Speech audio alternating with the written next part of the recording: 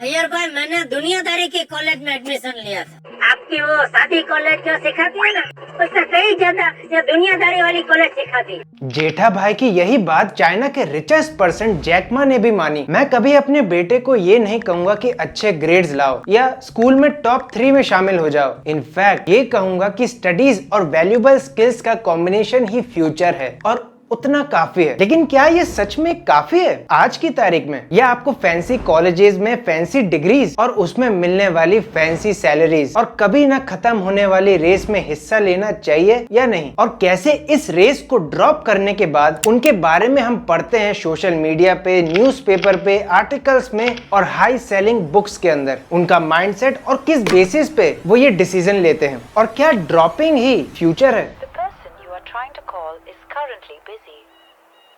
मुकेश अंबानी से लेकर नितिन कामत तक, रितेश अग्रवाल से लेकर इलॉन मस्क तक, कुणाल शाह, पुलेला गोपीचंद, अजीम प्रेमजी से लेकर बिल गेट्स और स्टीव जॉब्स तक, ये ड्रॉपर्स की लिस्ट खत्म होने का नाम नहीं लेती ना? क्यों? लेकिन क्या इसका मतलब ये है कि हम कॉलेज या स्कूल से ड्रॉप लेकर सक्सेस पा सकते हैं? इंडिया में सेकेंडरी स्टैंडर्ड के ड्रॉप आउट रेट्स हाल ही में बहुत तेजी से बढ़े, लेकिन अगर सक्सेस रेट की बात करें फोर्ब्स और research.com की रिपोर्ट को बेस मान के, तो 4.5 से 6% लोग ही सक्सेस हो पाते हैं ड्रॉप लेने के बाद। जब 15 से 24 साल के बच्चों का सर्वे किया गया तो पता चला यूपी, आसाम और गुजरात में ये रेट 50% तक पहुंच चुका है। सक्सेस का नहीं, ड्रॉप आउट का। तो 8 में से सिर्फ एक व्यक्ति 400 रिचेस्ट लिस्ट में शामिल होता है फोर्ब्स की। इस सक्सेस रेट का ये भी मतलब नहीं है कि ड्रॉप लेना गलत है। ड्रॉपिंग दो तरीके की होती है, सक्सेसफुल ड्रॉपिंग और unsuccessful dropping. Lack of motivation, poor grades, ज्यादा पार्टीज या खर्चे, इन वजहों से ड्रॉप आउट लेने को अनसक्सेसफुल ड्रॉप आउट माना जाता है। वहीं इसका उल्टा सक्सेसफुल ड्रॉप आउट। अब मैं आपको एक तस्वीर दिखाता हूँ जो कि ड्रॉप आउट के क्वेश्चन है कोरा पे। अब इन क्वेश्चन में से आपको कौन लगता है कि जिसकी प्रोबेबिलिटी सबसे ज्यादा है उसका क्वेश्चन पूछने के इंटेंशंस को मद्देनजर रखते हुए ड्रॉप लेने के बाद सक्सेस पाने का? खैर शायद आप ना बता पाए हो, लेकिन आपने एक चीज जरूर नोटिस की होगी, इन सभी क्वेश्चंस में कॉमन मिलेगी कंफ्यूजन। ड्रॉप ले तो लिया, चाहे वो किसी भी कारण से लिया हो, लेकिन ये डिसीजन उनके लिए इम्पल्सिव था। लेकिन अब उन्हें पता नहीं कि इसके बाद क्या। वही तो हम जानने आए हैं, क्या करना है उसके बाद, या इन लोगों ने क्या किया ड्रॉप लेने के बाद। ये क्वेश्चंस आईना दिखाती है और रियलिटी बताती है इंडिया में ड्रॉपिंग सिस्टम्स की। सबसे पहले हमें ये देखना पड़ेगा कि लोगों का माइंडसेट और ड्रीम्स अब कैसे हैं और 90s में कैसे थे।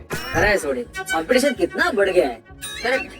अरे हमारा जमाना कितना अच्छा था, जिस कॉलेज में चाहो जब चाहो एडमिशन मिल जाता था। ये 90s का था, जब एडमिशन क्राइटेरियाज आपको ये फ्रीडम देते थे किस एनवायरनमेंट में आपको पढ़ना है या किन लोगों के नेटवर्क्स के साथ आपको पढ़ना है। आपने ये तो सुना ही होगा कि आईआईटी ड्रॉप आउट इसलिए सक्सेसफुल हो जाते हैं क्योंकि उनके नेटवर्क्स ही खुद आईआईटीएंस भी होते हैं। लेकिन इससे जो है वो आपके ड्रीम्स जो है फोकस में रहते थे कि हमें हाईएस्ट पॉसिबल पोजीशन जो जॉब में हो सकती है उसे हासिल करना है। फिर ड्रॉप्स लेने का कोई सवाल ही पैदा नहीं होता था और बहुत कम ड्रॉप स्टैट्स आपको देखने को मिलेंगे 90s में। वही हमारा ड्रीम था फुलफिल करने के लिए।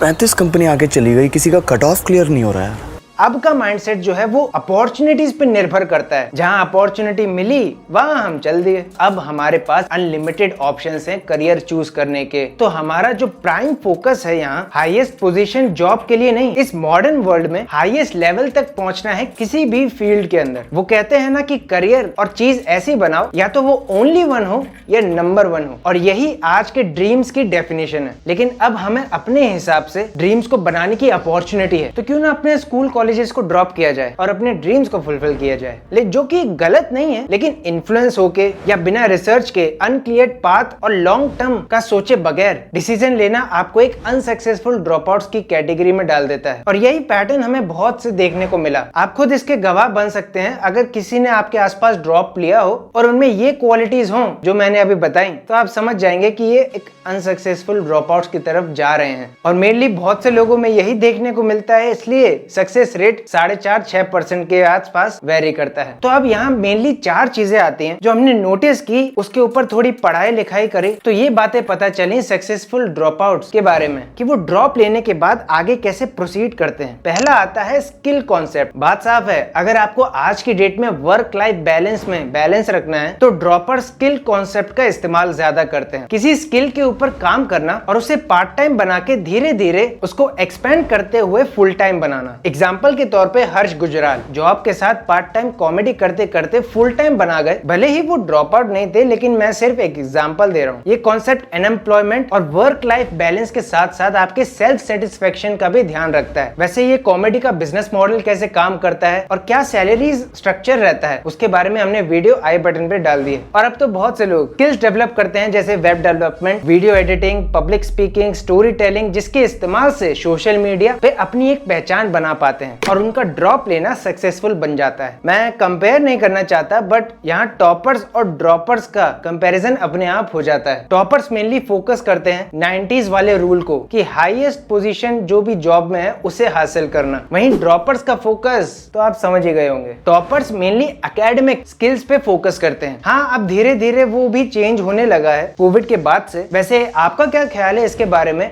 कमेंट करके जरूर बताइएगा। दूसरा आता है प्रैक्टिकलिटी इन रियल वर्ल्ड। अगर टॉपर्स एकेडमिक स्किल्स के ऊपर काम करते हैं तो ये प्रैक्टिकल स्किल्स के ऊपर काम करते हैं ड्रॉपर्स। उनकी रियल वर्ल्ड प्रैक्टिकल अप्रोच ही उनके लिए मोटिवेशन का काम करती है, जिसे हमने नाम दिया है जेन जी की दुनियादारी। यानी जेठा भाई के नक्शे कदम पे आज जेन जी काम करती है। वही अपनी स्किल्स को कहां प्रैक्टिकली हम इंप्लीमेंट कर सकते हैं, चाहे वो काम करे या ना करे, हमें पहला स्टेप लेना जरूरी है। उनकी यही अप्रोच उनके काम आती है। अगर गलत होता है तो फिर वो प्रैक्टिकली आगे बढ़ते हैं, एक्सपर्ट से राय लेंगे, एक नेटवर्क बनाने की कोशिश करेंगे, कम्युनिकेशन स्किल्स को डेवलप करके फिर ट्राई करेंगे और उसी फील्ड में उन लोगों के लिए एक्सपर्ट बन जाते हैं और उन्हें कंसल्ट करते हैं अपनी सर्विसेज से।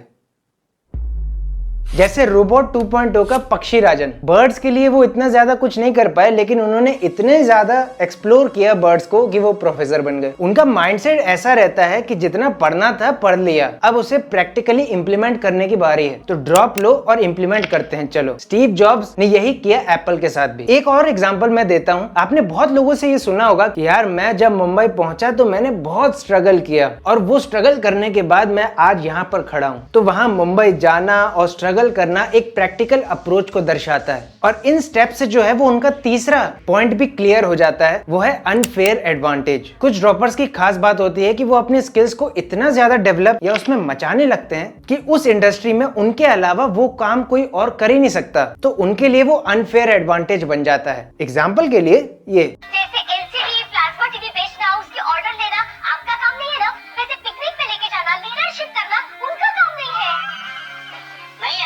आप अब समझ ही गए होंगे। चौथी चीज आती है उनके 4 पिलर अप्रोच के बारे में, जहां पर 15-16 साल के बच्चे भी इसका इस्तेमाल करते हैं और पहले ही ड्रॉप ले लेते हैं स्कूल से भी, और फिर आप उन्हें देखते हैं यंगेस्ट मिलियनेयर्स की लिस्ट में। लेकिन कैसे काम करता है ये 4 पिलर अप्रोच, वो मैंने लेफ्ट वाली वीडियो में बता रखा है और राइट वाली वीडियो में हमारा लेटेस्ट वीडियो। मैं मिलता हूँ आपको अगली वीडियो में, तब तक के लिए बी बिजी।